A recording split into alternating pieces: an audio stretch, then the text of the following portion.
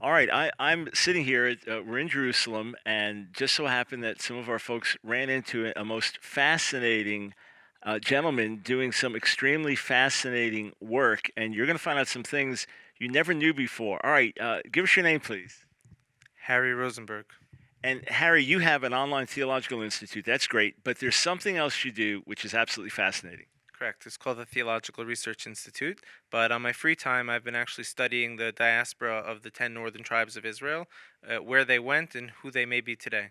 All right, so there's one traditional myth that the 10 lost tribes are just over some mythical river somewhere and will one day be rediscovered. So that we can dismiss. And then there's the more common view, they're just scattered and gone to history. In your view, having looked at this over a decade now, what's the reality? Right. Well, first of all, there's two things here. We have the actual literal descendants of these humans who went to exile, and we do have this mythical place that we call the Sambation River, which we which what we've actually been taught is not the 10 tribes are on the other side of it, but there's the descendants of Moses somewhere hidden today in the world who are studying the Torah as exactly as Moses had taught it without any confusion, and they're hiding and waiting till the final time to return. So that we could leave for later on, but we'll discuss today the actual descendants of these 10 tribes. And we know around 722 before the Common Era, the Assyrian kingdom exiled towards the Far East the 10 northern tribes of Israel. Now, we know that some fled to the south.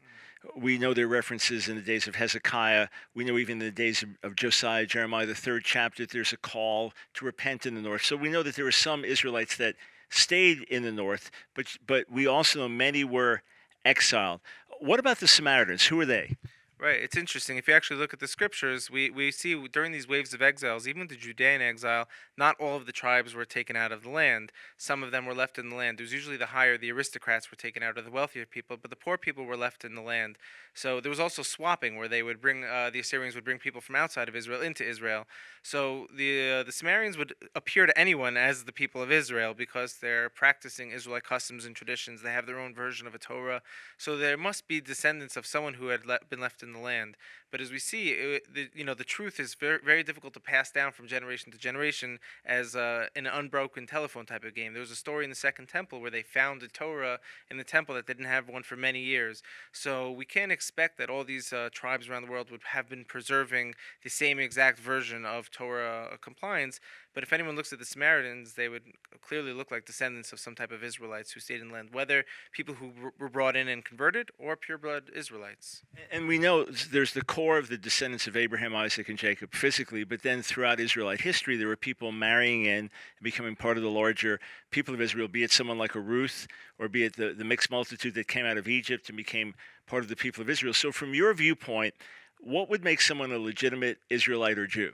Right, these are two different terminologies that are used today. So let's say we'll discuss places around the world where we'll have 25 to 50 million people who claim to be from the tribes of Israel. Someone asks me, well, are they Jewish?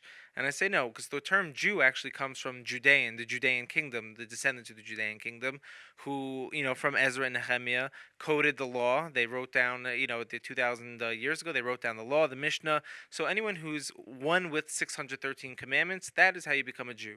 To be one with 613 commandments and the oral interpretations has been passed down.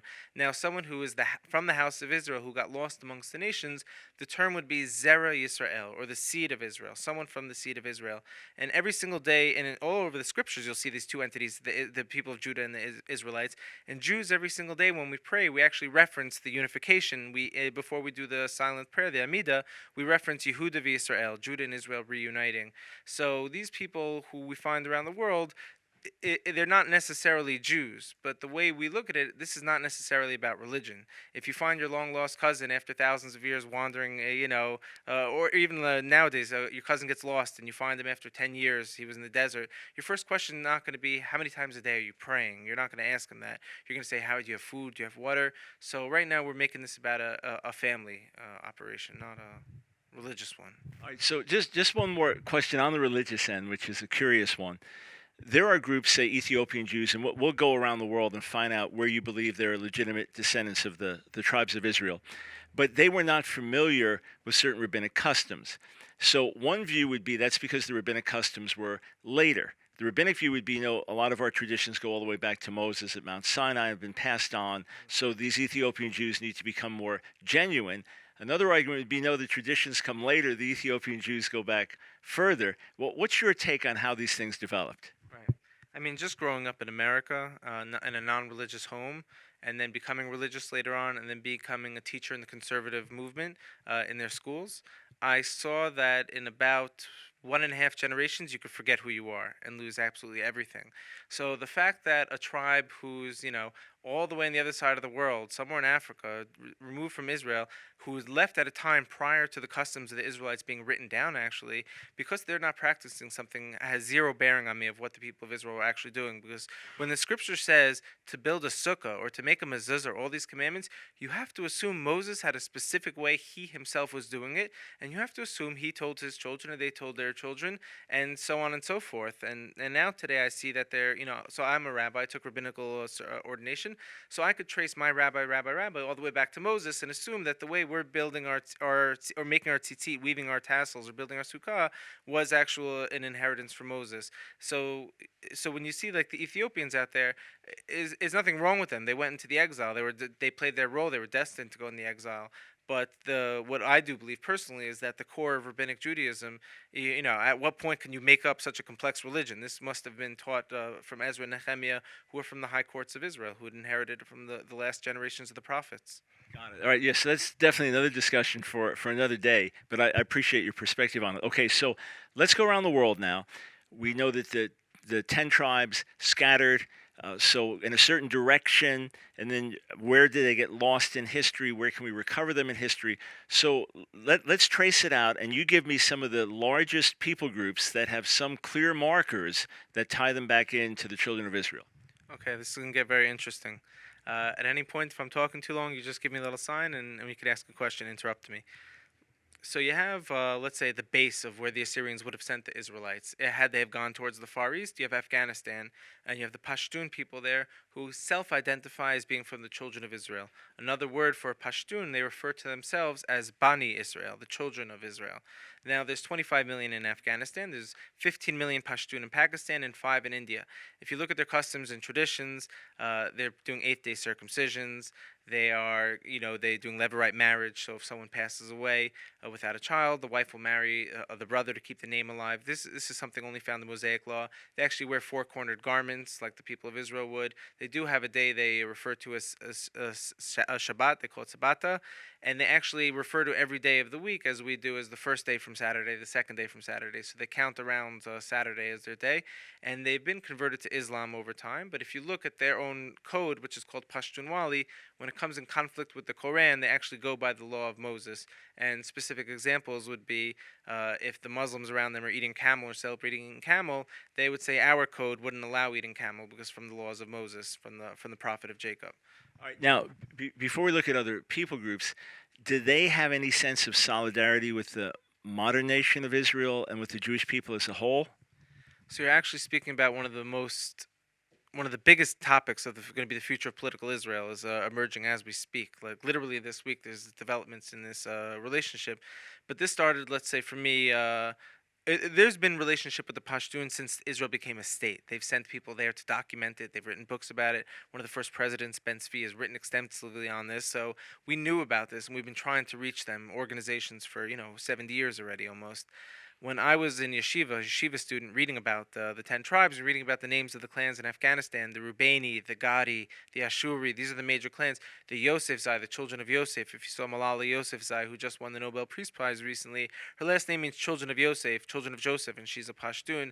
The first thing I did was I had reactivated my Facebook account, because when you're in yeshiva, you deactivate your Facebook account because it's very distracting when you're trying to live a life of Torah study. I opened up my Facebook account and I started searching in the names of clans in Afghanistan, and I started messaging people from there, asking them, is it true you're from the 10 tribes of Israel? 100% of them had agreed, and they said they are from the tribes of Israel. 100%, literally. And I was asking people all over. And so for the past 10 years, not just myself, but there's been activists in this field who've been making diplomatic relationships with Afghanistan and pushing and teaching and educating. It's come to the point where the president's office, the president of Afghanistan, has sent his top advisors to work with the Jewish leaders to come to an understanding of how they could come together. So if anyone wants to speculate on the future of news, you'll see the newest diplomatic relationship will be the Israel-Afghan relationship. All right. I mean, and this is so mind blowing to most because you think of Afghanistan and Taliban and radical fundamentalism and all of this, and yet you're saying there's an Israelite base in the midst of it.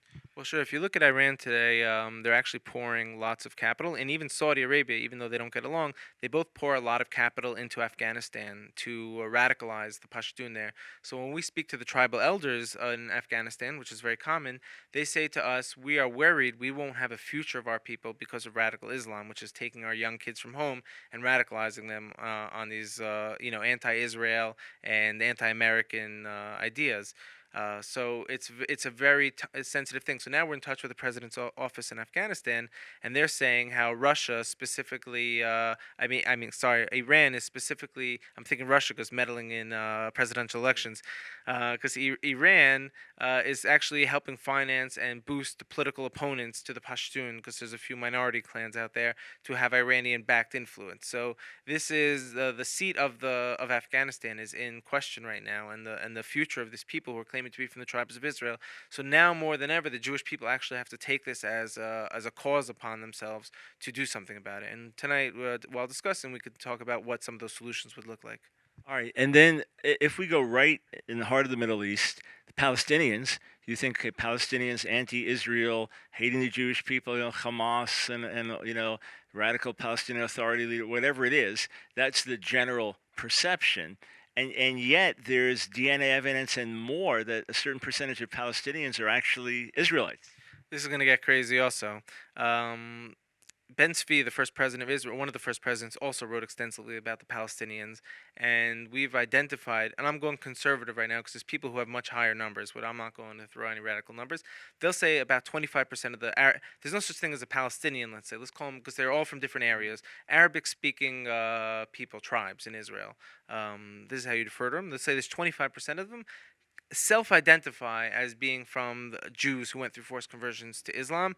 Some of them we could trace from, let's say, 2,000 something years ago, when we see the scriptures saying they left the wine bearers in the land to take care of the hills and the mountains. Some of them come from communities as far as 100 years ago who were forced converted. Some of them have under their floorboards remnants from Spain from the 1400s, who we know some of them came to Israel who went through forced conversions. Now, we're not speaking about individuals here. We're speaking about communities and actual villages of Palestinians who have this identity. And I want to tell you a crazy statistic. Before I do that, I'm going to tell you a story. I had ordered a couch to my house from IKEA in Israel, and I had the Arab workers come and deliver. And now every day Arabs and Jews interact peacefully in Israel. There's really no issues. It's a lot of it's hyped up, and certain areas it's hot, and we'll get to it. And they're in my house building the couch, and I say to them, I said, "Hey, I heard that there's a percentage of the Palestinians who come from, or the Arabic-speaking clans who come from the people of Israel. Is it true?" He says to me, "Yes, I'm one of them." He was actually a Christian Arab, but he said, "I'm one of them. I am really Jewish." And I said, "Okay." And my little son was in the room, and he heard me. He always hears me speaking about it. And he all of a sudden he saw that actually someone agreed to it, and he was like, "That was shocking." So they finished working, and I said, "Hey, would you guys like a round of shots? You work so hard. I'll give you each a shot of scotch, or I have a good bottle." And they all said, "Yeah, sure. We'd love a shot." So I pour a round of shots, me and the Palestinian Arab-speaking workers, and we're about to take a shot. And this Arabic-speaking man makes a blessing, a Jewish blessing in Hebrew, Shehakol Baruch Atah Hashem Elokeinu Melech Haolam, Shehakol Niyeh B'Dvaro, and he takes the shot. So obviously he was raised in a family that they're hiding, and they know they have Jewish roots. This is very prevalent. But the crazy thing is, you'll see a lot of the terrorism in Israel comes specifically from the villages that we know were once Jewish. A good example of this would be there was a shooting in Sarona Mall in Tel Aviv. I think it was a year or two ago. A lot of people were shot down, and they said in the news, and the gunman was from Yatta, a village in the West Bank. Anyone could have gone to Yatta on Wikipedia and seen that it was once an exclusive Jewish community who is now exclusive, and it's all the same family. They marry within their clans, and so the reason, and you think about it, what could be leading these Palestinians who were once Jews to be the ones who are killing, the other Jews? So they say today they're not really accepted as Arabs, pure blood Muslim Arabs. They're actually, I think the term would be Musta'arabim, like hidden Arabs. They're not like a converso would be called, or a derogatory term would be a Marano. So they have a derogatory term for these Arabs. And I believe what I've read from the writings was in 1948, when Israel became a state, they had somewhat petitioned to be involved in the state, to play a role as also descendants of Judah. And the Israelis were having none of that. That was not a discussion for them at the time. So you have people with zero identity who have lived really bad lives and low quality of life, and they're snapping. They're going. So this is something that is going to have to be looked into. It reminds me of Turkey trying to join the European Union and being excluded, and then it starts to go the way of radical Islam. It reacts in the other direction. It's almost a kind of a parallel thing. You get excluded by one group, and now you turn and get radicalized. All right, let's move out and let's move into Africa. What do you have there? Well, for sure, because the two main places you'll see today, we're gonna get back to Afghanistan for a little bit, but the two main places, and which I mean Afghanistan, the Silk Road, but in Africa, the two largest tribes in the world today are one in Afghanistan, the Pashtun, and one in Africa. You do have the Ethiopians, you do have the Lemba tribe in South Africa, who we had the Cohen gene, the priestly genetics, the Y chromosome, amongst almost 10% of them. We have different tribes all over, but the largest is the Igbo tribe of Nigeria, numbering 40 million people, who self-identify as being from the children of Israel. They're doing 8-day circumcision out there. They have a lot of customs, from Jewish weddings to Jewish mourning that you'll only find amongst Mosaic law, and they are going through their own political struggles right now. There was a genocide on them in the 1960s. Millions of them were killed. Israel actually broke the blockade. But why the Igbo are most fascinating is because they're actually returning now to Judaism. There's, I think, 48 synagogues now in Nigeria who are from the Igbo, and that number is growing rapidly. The leader of the Free Igbo movement, if you will Google, his name is Nnamdi Mahdi. He wears a talit, a prayer shawl, to his court appearances when he goes in for treason trials. He's wearing his talit. But the Igbo made up a significant percentage of the transatlantic slave trade. So a lot of the blacks that were taken to America on the slave ships actually had Igbo blood in them, and we see now Igbo are self-identifying as from the tribes of Israel. So if you look in America today, you'll see a lot of celebrities actually from the African American community claiming Hebrew roots. Reference would be Amari Stoudemire, high-profile basketball player, rapper Kendrick Lamar, who's got I don't know, maybe a billion views on some of his stuff. These are people who are influential, and people look at them like maybe they're crazy. Like, how do they have any ties to the tribes of Israel? Then all of a sudden, we see the actual ships that brought him here are coming from the exact place in Africa where it's an Israelite hotbed. So this is going to be also an interesting piece of the puzzle.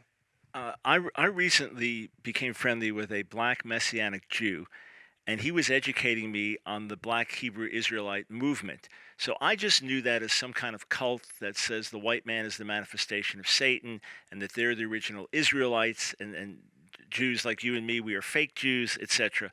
And but I didn't have a lot of information or history because I'm so much outside of that community. So this fellow's historian. He's well educated in these areas, and he's going through the whole history of where they came from in Africa and identifying as black Jews or black Israelites. And then he said that these then began to expand it to say all blacks are the real Israelites and the whites are not. So, but it started with folks that generally had this heritage, and he'll tell me, oh yeah, this is how we pronounce this in our community. We have this tradition. So you're saying then, as far as you can tell, you can trace footsteps that can say, here's how we got from here to here, or is it simply a matter of, well, why else would people identify like this? How do you figure it out? Well, it's a little bit of both. I mean, the Igbo tribe in Africa claims to be the descendants of the Judeans who fled into Egypt at the time of Gedaliah. This was also around the time of destruction of the temple. There was a verse, I'm not, my memory's not the best, but there was a verse that says they fled into Egypt and they stayed there and they didn't come back to Israel. So they claim to be the travelers of those communities. Now, one of the mysteries of the tribes we're going to get into when we speak about the Silk Road right now is, are these the descendants of 100,000 Israelites, or are they the descendant of one Israelite? And the answer is almost irrelevant because there's no way to really understand or fully know that at this point in time. But let's go back to the Silk Road for a second to discuss this identity thing, and we'll go back to the African Americans because and their hate for the white people, which I had a debate with someone who hated white people. He told me my grandparents enslaved his grandparents, and I owe him money. I told him my grandparents were farmers in Europe, so we had to get on the same page. But there's a lot of trauma from the transatlantic slave trade and from what happened. It's all very fresh. So we have to be very diplomatic and sensitive about them. I understand why they would hate a white man. That makes total sense to me, as far as understanding neurology in the brain. Let's say you're back at the Silk Road right now. Within 100 or 200 years of the tribes of Israel going towards the Far East, you have three main things get established within the same period of time. One is the Pashtun people. Next, you have Buddhism was founded. We know the first two students of the Buddha were from the first two lay students of the Buddha were from Afghanistan, from a region where the Pashtuns are today, all within the same years. And then you have what becomes most interesting is the Shinto empire forms. Shintoism today has a king. It's the oldest monarchy on planet Earth. It's a 2,600-year-old line of kings. And they claim, I'm speaking on behalf of the Shinto religion now, 70 million people. The Shinto religion claims that they were once a chosen nation, exiled from their homeland, who've reestablished their kingdom on the island of Japan. Now, if you go to Japan today, you, as a tourist, you can go to Mount Moriah in Japan, where they have their holy temple. Now, we know Mount Moriah in Israel is where King Solomon's temple was built. So you can go to Japan and visit Mount Moriah, where they have their holy temple. In their holy temple, they have three chambers: an outer chamber where people celebrate, an inner chamber where they're doing animal sacrifices on deers, and they have an inner chamber where they, in Japan, their religion stores a golden ark on four poles with big golden birds on it, and they keep three things in their ark, just like the Israelites would have kept three things in their ark. And now it becomes interesting too, because you speak about rabbinic Judaism and 10 tribe pre-rabbinic Judaism. All the priests in Japan, you Google it for yourself. It's called Yamabushi, Yamabushi. They all wear what would appear to be phylacteries on their forehead, with four-cornered garments, and they blow a shofar horn. So, you juxtapose a picture of a rabbi with his phylacteries, his tefillin, next to a Japanese priest with his, and you're kind of looking the same thing. If you look at the Japanese alphabet also, which people say it's a little more modern and recent, it's nothing like Chinese or Mandarin, but it actually has Hebrew letters all throughout it. Even the company Uniqlo, a famous Japanese brand, you'll see, I think, 60-something% of their logo is clear Hebrew letters. All right. Now we know in the Mishnah, so written somewhere in a little after 200 of the Common Era, so traditions going back further than that. It's talking about the Jewish people in terms of their color. How are we described? Right. So Rabbi Yehuda Nasi wrote the Mishnah. He was a direct descendant from the house of King David, and he was in charge of the passing on the law of the generation. Now, to have written down the oral law was forbidden for the Israelites. It was oral, meant to be taught father to son. He saw that we are already scattered around the whole world, and if we don't preserve this, we're going to lose it. So he chose to write it down, and it was called the Mishnah. In the Mishnah, he was speaking about the skin afflictions that happened to people in the times of the temple, and when he's speaking about the color of the skin, he references and says that the children of Israel were not white, and they were not black. They were boxwood. That's the word it was used. Perhaps like the color of the table we're sitting at. And you have to imagine he was saying the children of Israel. I think he was speaking about in past tense of who they were at the time already that he was alive. You had great, Roman converts who became Torah scholars. Rabbi Akiva's father was a convert. Rabbi Akiva was one of the greatest sages ever. You had Onkelos, you had Shemaiah and Avtalion. These were masters on the Torah chain who were converts from Rome. So obviously there was a genetic mixing that had happened already at that time. You look at King Solomon, who married 1,000 wives. What would that genetic mixing look like for their descendants who wanted to graft in and become part of the whole picture? You had King David, who comes from Moabite blood, who, for all you know, there was Sodomite blood in that relationship somehow from Lot's wife. Or I don't know her genealogy too well. So the people of Israel were a total mix of all the nations, of all the people. And what defines us is not genetics or DNA, it is truth. We are a nation bound by a truth. All right. So you've got then a people scattered around the world. There's a lot of different ethnicity, but ultimately to be preserved, there has to be some marrying in. If everyone just married out, assimilated, gave up their traditions, they'd basically be lost to history. And yet these different groups have preserved either an identity that says we're descendants of the children of Israel, or certain customs, maybe even tribes that practice customs they don't know why, and then kind of the light goes on. So I've heard about this a lot, oddly enough, from Gentile Christians, Hispanics, attending Messianic Jewish congregations, and they love the Jewish traditions, and it seems very real to them. It doesn't seem like someone putting on something foreign, but rather putting on something native to them. And then many claim that they're the children of Anusim, forced converts and things like that, or that their families always preserve certain customs, traditions, didn't know why. So let's look at that, the larger Hispanic world, and then say Spain, Portugal, Latin America. What are you looking at there in terms of numbers of potential children of Israel?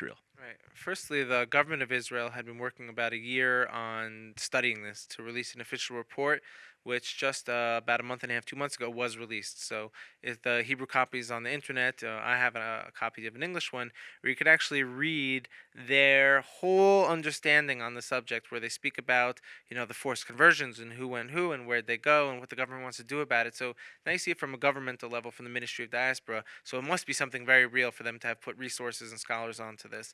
I'm actually friends with a lot of Anusim in South America. Some of them actually, tell me they have dreams of being strung up on a board and their limbs stretched, and men with hoods and holding fire torches.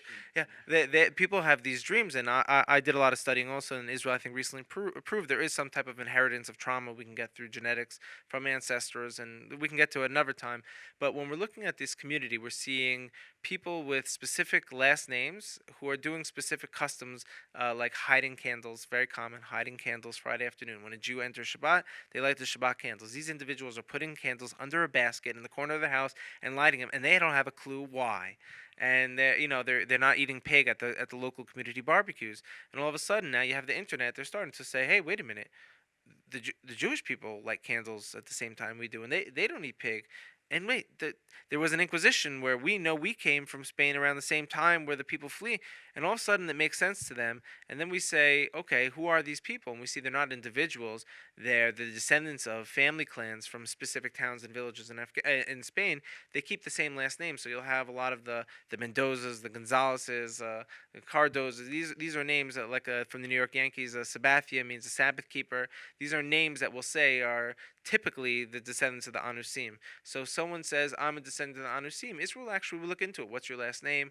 Where's your village from? Do you have marriage documents from your grandparents? Oh, we see they're from the village of Jews, and you're now part of maybe a 14 to 20 something million person population, conservatively, and this could be because of people who've intermarried or just gotten lost. Could be 70 or so million people. All right, the father of Prime Minister Benjamin Netanyahu, famous historian, has this massive 1,500-page work on the Inquisition, and did he argue that the Inquisition really starts as the church trying to purge out Jewishness, that some of these forced converts maintain Jewishness, and the Inquisition was trying to purge that out? So a lot of times people look at it as just an inner Christian issue, or one group of Christians persecuting another group of Christians, but is there a deeper Jewish connection behind the Inquisition? I mean, that's a good question. I mean, there's I didn't read that work you're referencing, but I would say there's a Kabbalistic viewpoint that we have on this as well. There's the purpose of there's a purpose to the exile, and a purpose why Israelites had to travel around the world. There was a mission that we're fulfilling. So there's a certain point where there has to be a movement where we'd have a catalyst to say, you've done what you've had, the golden era of Spain has happened. You've extracted whatever has happened. Now you go on the next leg of the journey.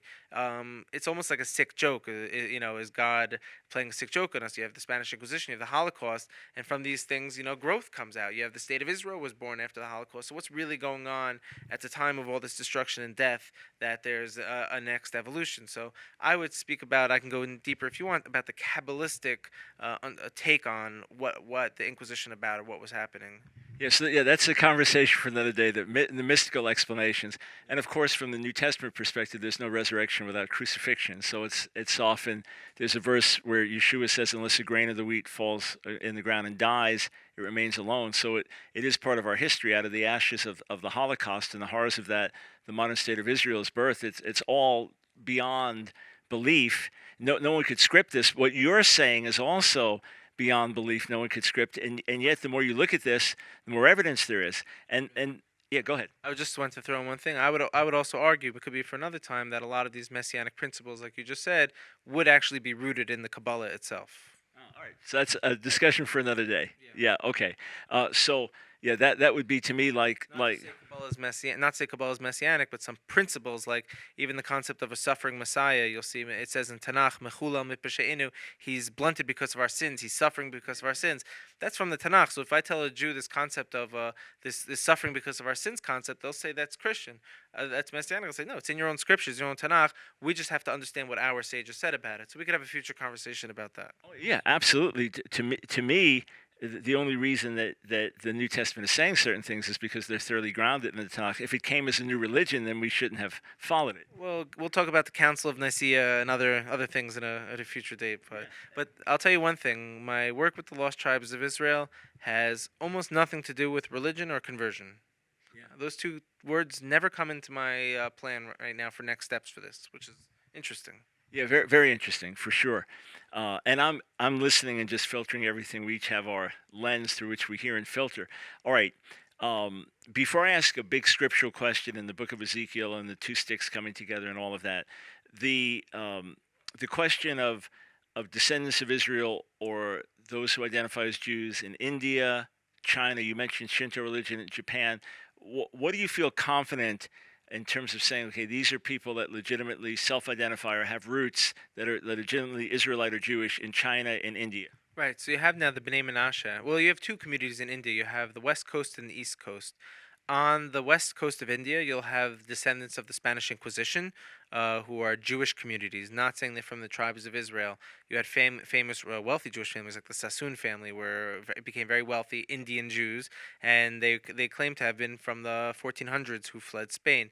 Now they're all over the west coast of India. There's communities. They call themselves B'nai Ephraim or the B'nai Israel there. Now, on the east coast, south of China, on the Mizoram Manipur border near Bangladesh, you have what's called the B'nai Menashe, the children of Menashe, who claim to be from the original exile from Afghanistan, who had traveled. We can actually trace the roots of the 10 tribes over and under the Himalayan mountains. This would have been the community that went under the Himalayan mountains and have settled there.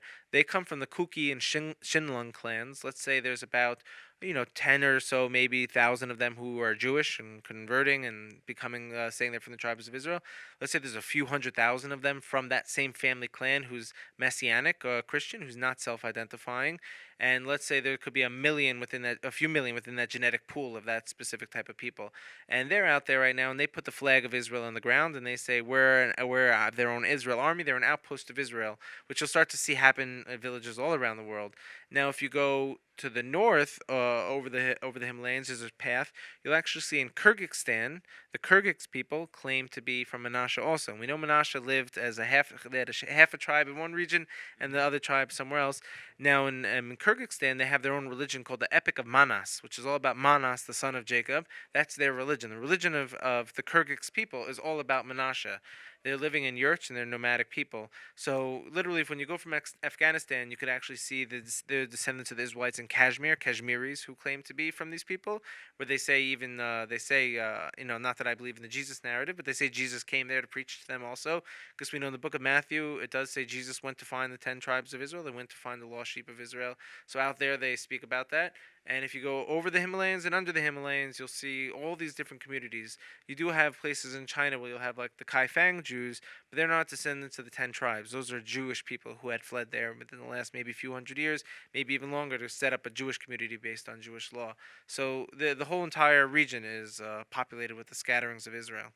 So interestingly, when you take Jesus saying, for example, in Luke that he came to seek and save the lost, and then in Matthew 10 he says, "I'm sent only to the lost tribes of Israel." So you actually take lost tribes, not just meaning spiritually lost, but physically lost. Well, two things. One is just to state my position again that I'm a Jewish rabbi, so I believe, I believe in my version, but that's irrelevant. But it says in the Talmud that the purpose of the tribes going into the exile was to come back with converts. So according to your interpretation of what Luke would be saying, would be, this is for both. These are for the actual scattered Israelites, and to bring back all the other lost souls on planet Earth who were really the descendants of Abraham, Isaac, and Jacob, and Abraham himself, and Noah, and the children of Adam. This would be a holistic unification, which is what the Messianic era really is when there's a global family that gets formed around the truths of Israel. Yeah, and no mistaking of your position on that. So I appreciate you reiterating that. But okay, so we know from Scripture that there are tribes there are many people killed by the Assyrians and by the Babylonians. We know that our people are scattered in different parts of the world, and then until recently, a lot of the history is not known where people were scattered.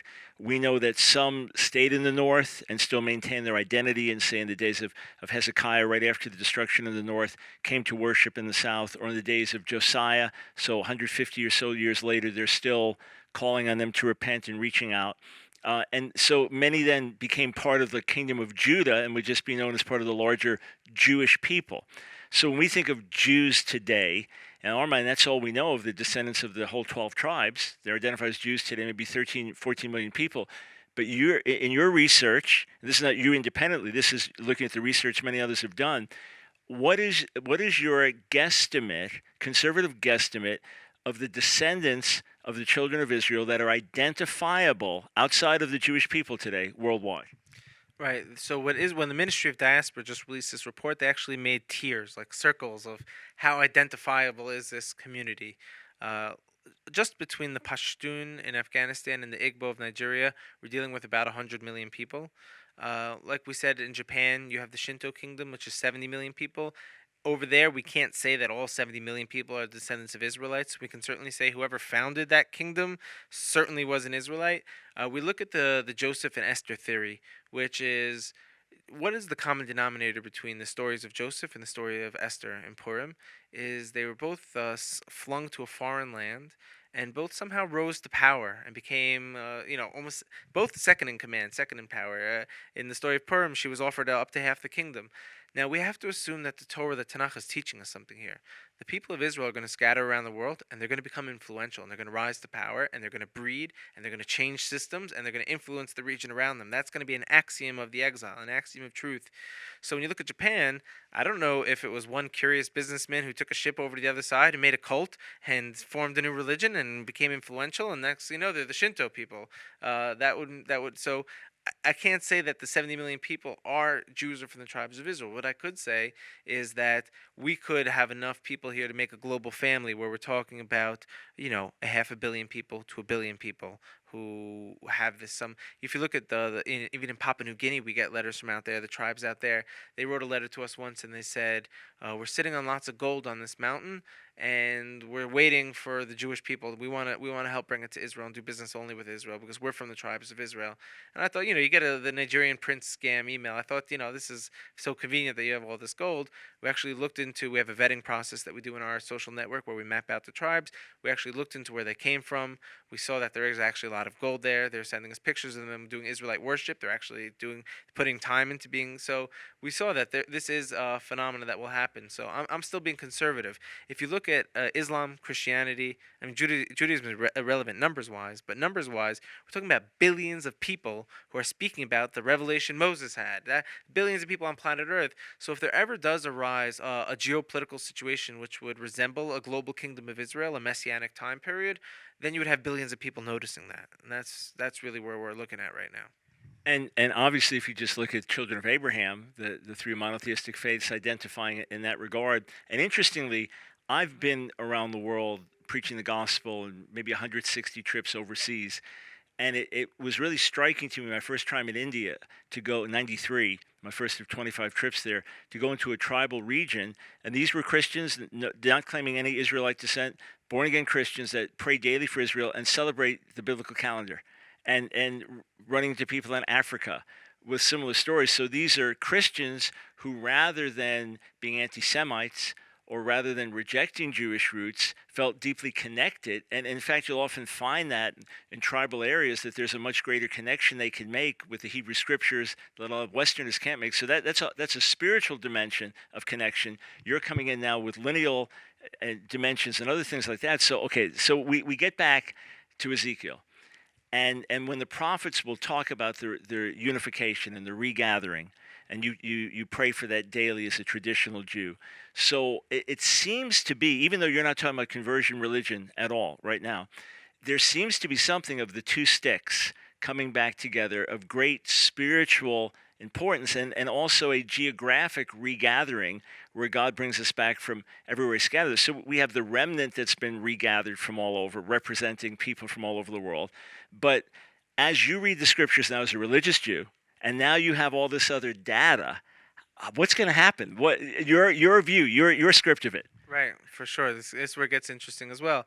There was a great verse. I also don't know the source, but it says, "I will gather upon those that have already been gathered." There's going to be a regathering on a top of an initial gathering, and we do speak about these two staffs, these great unifications. So we have to actually come up with a practical solution for this, because you'll speak to a lot of people, and it's all wow and really cool until what are you doing about it, or now what? And this is where we're going to take the scriptures and kind of this vision for what the future will look like and make it very practical with real steps that we could take. Um, and I'll tell you what we're doing about it, because I think everyone should have their own idea of what they should be doing about it, and we should all try until we get to world peace. So this is what we're trying. We've been systematically mapping out these regions around the world on our database, a digital map on the iTribe social network. This is Afghanistan, this is Africa, and part of what I'm going to speak about now is going to use some new age terminology. So I'll try to, for any of the viewers out there, I'll try to be very clear of what I'm speaking about. Let's say now there's a lot of communities in Africa who are claiming to be from the lost tribes of Israel. So on social media, they're posting about it, they're sharing their stuff on Facebook, and now Jews are actually donating to these communities to bring them a Torah, to build them a synagogue. They're petitioning to the Jewish people, and the Jewish people are waking up and they're saying, well, these are our lost tribes, we have to help them. So what we're doing is we're creating this whole system of who everyone is, where they are. We create a vetting process to make sure they're real, and we're actually going to work on scaling Israel. What does that mean? To bring Israel to these areas. Now, if you look at the B'nai Menashe, as we mentioned, India, they put the flag of Israel on the ground. They have their own Israel army. They have their Council of Israel. They've become Israel outside. I was once in a conversation with someone. He said, "Oh, these last Jews in this community in China, we should bring them back." And someone else said, "Why would we bring them back? That's good real estate for Israel. Israel should be global. It shouldn't be only in this little area." So what we're doing is, which I have a land up north farm. We're building an off-grid sustainable battery pack, let's call it, where we're going to be producing our own electricity, pumping our own water from the ground, filtering that water, growing vertically in the air using modern technologies, and literally producing reality out of thin air using Israeli technology. We are going to be scaling this type of technology to these communities around the world to usher in what we would call the great decentralization, where nations stop becoming part of fictitious lines that were drawn with corrupt governments and start being a transparent governance system that could be run by intellectual property coming forth from Israel. Now, we're going to be doing this whole thing on the blockchain, which is a modern term for the most transparent, non ownerless way to record data. If anyone knows what the Bitcoin is, it's a crazy thing, but it's real, it has its value, and it's on the blockchain, meaning every single transaction that ever happened with Bitcoin could always be recorded. So every community that we've put on this map right now, it's called the Future Israelite Network, has their own digital wallet where we are issuing tokens to them, digital tokens that we've created that we hope will one day have a value to them. Like when you play Monopoly, you start off the game with cash. But in the meanwhile, these digital wallets are going to be able to take donations from the Jewish people to help, like crowdfunding, says they crowdfunding the scaling of Israel, where we can actually train and deploy soldiers from the IDF who can learn these systems and now go to these regions in Nigeria, or one day maybe be able to go to Afghanistan and actually put communities on the Israelite grid. So places that are living in poverty, or even places in America right now, is communities forming all around the Ozarks and different regions of Christians to make this decentralization based on technology. So it sounds maybe out there, it sounds, but it's actually a really practical step towards taking away power from people who are promoting war and war culture, and being able to enter a place where there's power in numbers and there's going to be an Israelite voice that's going to steer the world towards world peace. You know, it's interesting. Singapore has a special relationship with Israel. When they were founded as a nation, the IDF basically trained their military, and so there's a certain indebtedness and connection. But you're talking about something on a deeper cooperative level, but seeing it as part of the mission of Israel to bring the knowledge of the one true God to the world, and thereby bring peace. So where does Messiah come in with all this? Right. Well, because the whole thing is like what we're doing actually is what the prophecies were speaking about. So I don't have to preach the prophecies. I just have to do what they were talking about and then people will come to see that the prophecies were true. So I want to actually fulfill the prophecies, not just talk about that they will one day be fulfilled. Now the Messianic era is a really interesting thing. We teach that the practical difference, the main practical difference between pre and post Messianic era, is that after the Messianic era, after the Messiah arrives, the yoke of the nations fall off of our shoulders. We become no more a burden of the nations, which in my modern day millennial terms would be a decentralization, where we decentralize from these governments, which goes back to my root cause. Now we do believe that there will be one man or two messiahs from the house of Joseph and the house of David who usher in this period and activate everyone to be messiahs. This is what we teach in Judaism. These are real humans of flesh and blood. We teach that there's a soul in the heaven called the Yechida that comes down and descends upon these. Every generation is a candidate for the Messiah. We teach, and they get activated in the future to actually play that role. Now we say we can't legally declare a man a Messiah. I'm sure you know because you debate rabbis, and unless he does three things: he's to build a temple in Jerusalem, unite the tribes of Israel, and bring world peace. When one man does those three things, then he could legally be declared the Messiah. And we're waiting for where we think we're in that period. That's a geopolitical period right there. Got it. And if folks want to follow what you're doing, obviously lots of Christians interested in this subject. What's the best way for them to connect with you? Right, we do. We just launched a free online course on this topic, together with a former NBA player who's for a spoken Israelite. So we have a celebrity guest on the course. You could watch videos of me and him talk about this. It's losttribes.education. Just losttribes.education, nothing else. www.losttribes.education. The course is free unless you need college credits. Someone could pay $300 for the college credits. On Instagram personally as Rabbi Harry. I make posts on biblical things, and anyone can email me from the course website to find out more. All right. Amazing, enlightening. Put a lot of things together I've heard from others, but gave further confirmation for it. And another day we'll debate Kabbalah and Jesus.